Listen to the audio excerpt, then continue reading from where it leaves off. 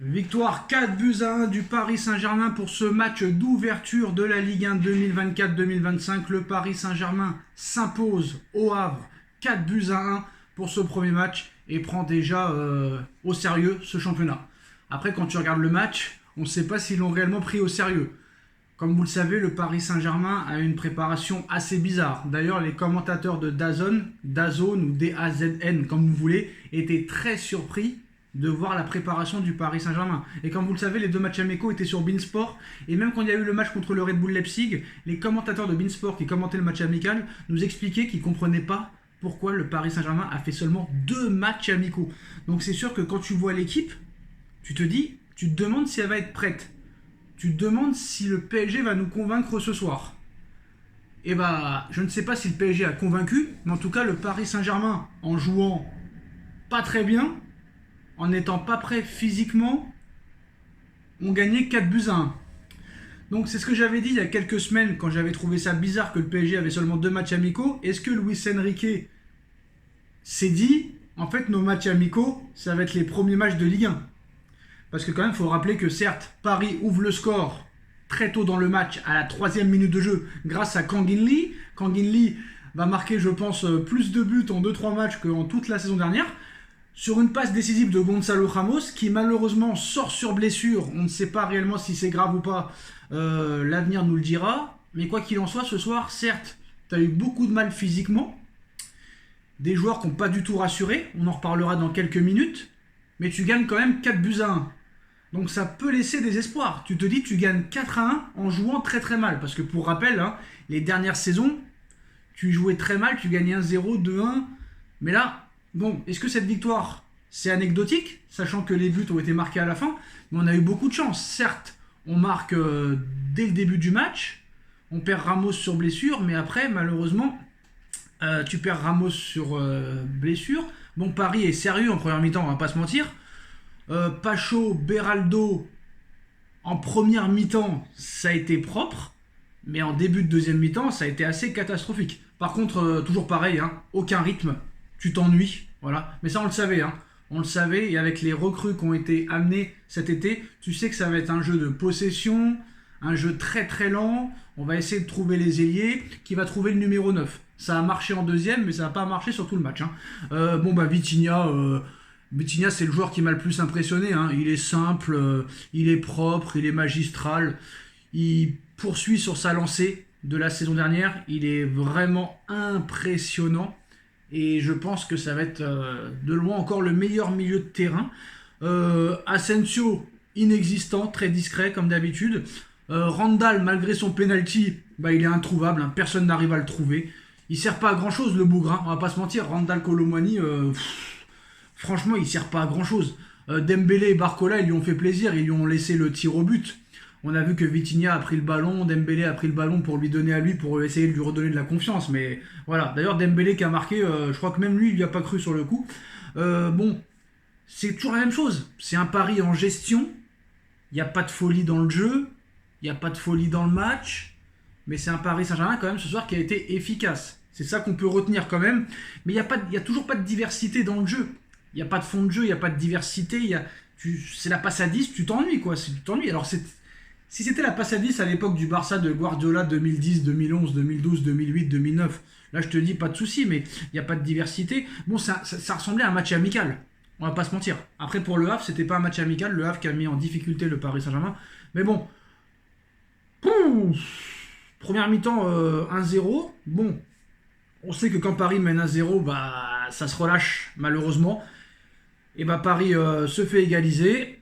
Et en plus Paris se fait mener au score, mais heureusement le but est refusé grâce à une main. Et encore la main, elle est décollée du corps, donc c'est normal que le but est refusé. Mais ça aurait pu se retrouver à 2-1. Et heureusement, dans les 5 dernières minutes, alors honnêtement, si tu m'aurais dit à la 82e, à un partout, que ça allait finir à 4-1, je ne l'aurais pas cru. Là, je pense que ni Jésus, ni Bouddha, ni Moïse, ni personne aurait pu penser que ce match allait finir à 4-1 à 6 ou 7 minutes de la fin.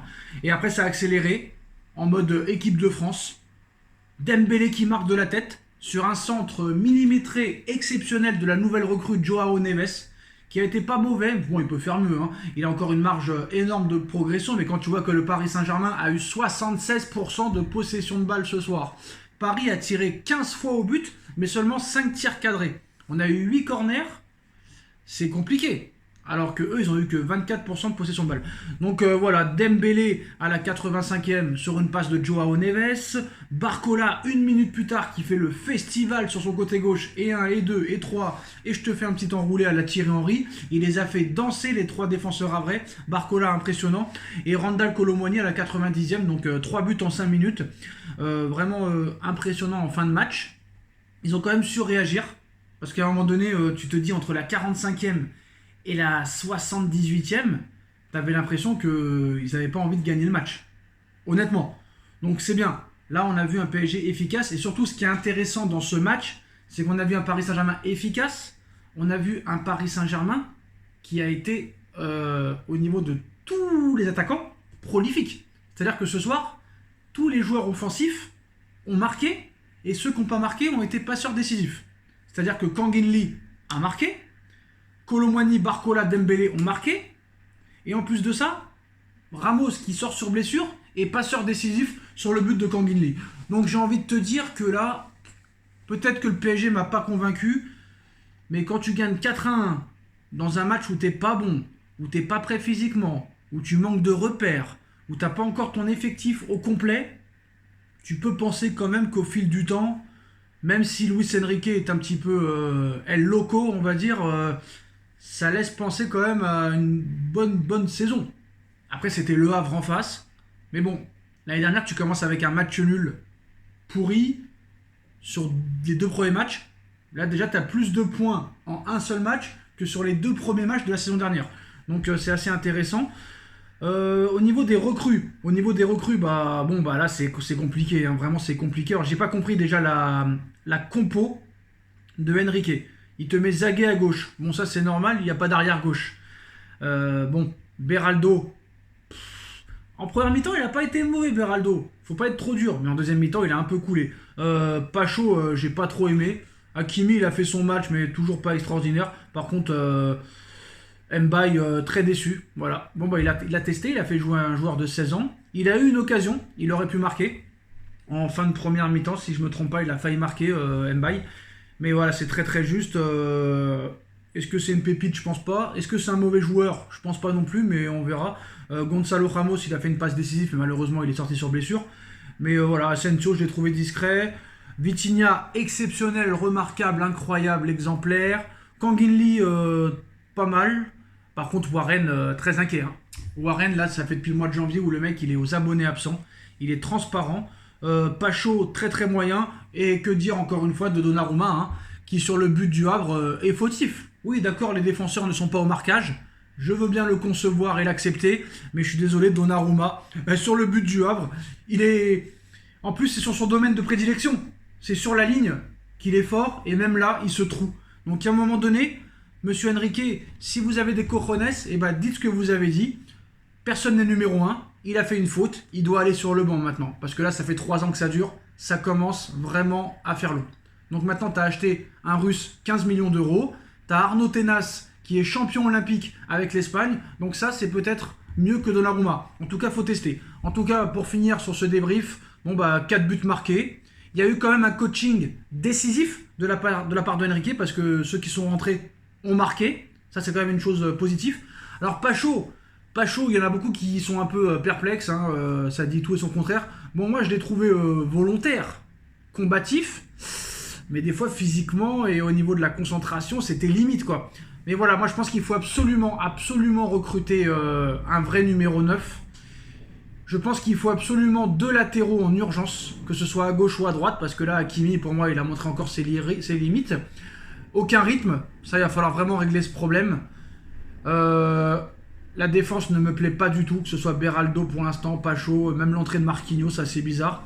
Mais quand même, c'est un bon démarrage pour un premier match. Démarrage diesel, on va dire, c'est logique, après la préparation catastrophique qui a eu lieu. Mais voilà. Je pense que si Ramos est blessé, il va falloir un attaquant. Mais quoi qu'il en soit, victoire du Paris Saint-Germain ce soir, 4-1 au Havre. Dites-moi en commentaire si le Paris Saint-Germain vous a convaincu ou non. En tout cas, malgré le mauvais match, Paris gagne 4-1, a été très efficace devant le but. Et ça peut être positif pour la suite. Et on se retrouve très vite, dans quelques minutes, pour le débrief de Nono sur la chaîne Les Vidéos de Nono et Sacha. A tout de suite. Tchuss.